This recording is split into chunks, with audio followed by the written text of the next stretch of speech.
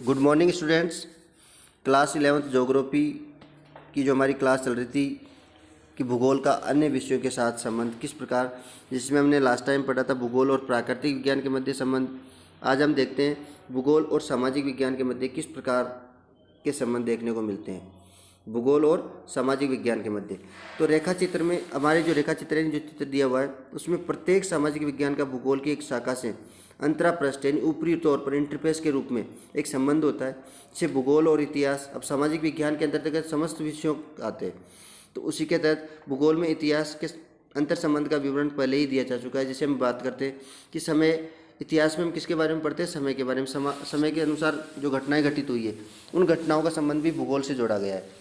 प्रत्येक विषय का एक दर्शन होता है, यानी जो विषय के मूल आधार के रूप में देखा जाता है। दर्शन किसी विषय को जड़ प्रदान कर उसके क्रमशः विकास प्रक्रिया में स्पष्ट ऐतिहासिक भूमिका प्रस्तुत करता है। इस प्रकार भौगोलिक चिंतन का इतिहास भूगोल की मात्र शाखा के रूप में सर्वत्र पाठ्यक्रम में सम्मिलित किया जाता है। सामाजिक विज्ञान के सभी विषय जैसे समाजशास्त्र, राजनीतिक विज्ञान, अर्थशास्त्र, जनांकीय, सामाजिक यथार्थता का अध्ययन करते हैं।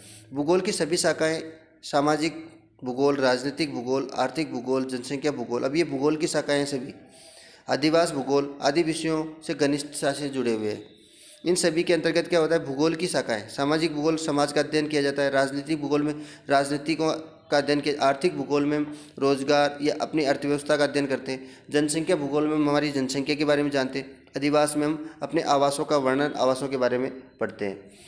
क्योंकि इनमें से प्रत्येक में स्थानिक विशेषताएं, प्रत्येक भूगोल के अंतर्गत प्रत्येक क्षेत्र में स्थान विशेष की विशेषताएं पाई जाती है। राजनीति का मूल उद्देश्य राज्य, क्षेत्र, जनसंख्या, प्रभुसत्ता का विश्लेषण है, जबकि राजनीतिक भूगोल एक क्षेत्रीय इकाई के रूप में राज्य और उसकी जनसंख्या के राजनीतिक व्यवहार का इसमें अध्ययन किया जाता है। किस प्रकार से लोगों का राजनीतिक क्षेत्र में जुड़ाव रहता है, उन जुड़ाव का अध्ययन भी इसमें हम करते हैं। अर्थशास्त्र अर्थव्यवस्था की मूल विशेषताओं जैसे उत्पादन, विवरण, विनिमय और उपभोग। अब अर्थव्यवस्था में हम क्या देखते हैं अर्थशास्त्र में कि हमारे उत्पादन कितना है, उत्पादन का विवरण हमारे पास है कि नहीं है, विनिमय आदान प्रदान कितना हो रहा है, और उपभोग जो है किसी मात्रा में, कितनी मात्रा में उत्पादन और कितनी मात्रा में उसका उपभोग हो रहा है, किस प्रकार हम उसका आदान प्रदान करते हैं, इन सभी चीज़ों का अध्ययन इसमें हम करते हैं। इन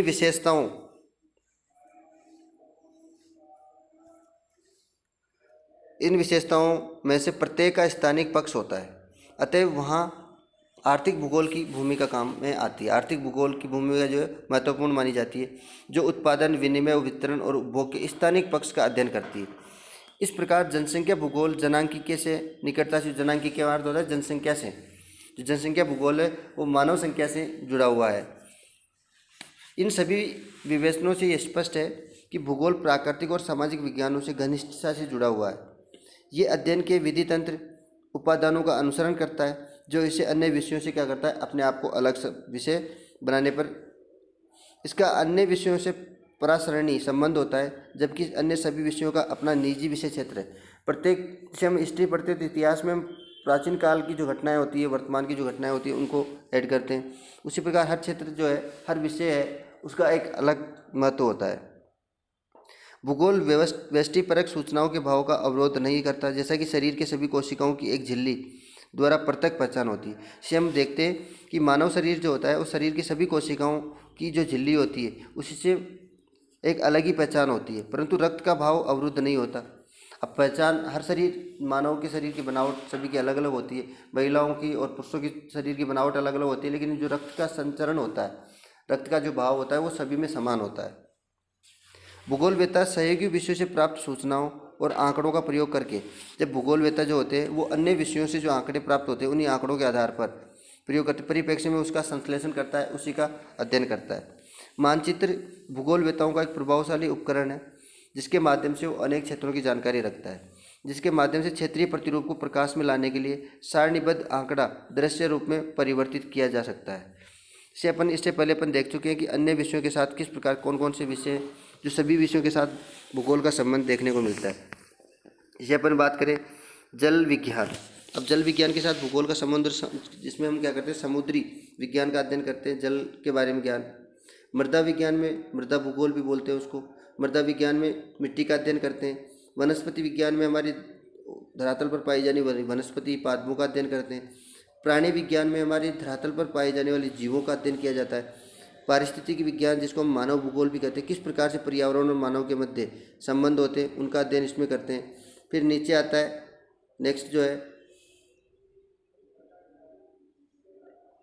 नेक्स्ट में हम देखते हैं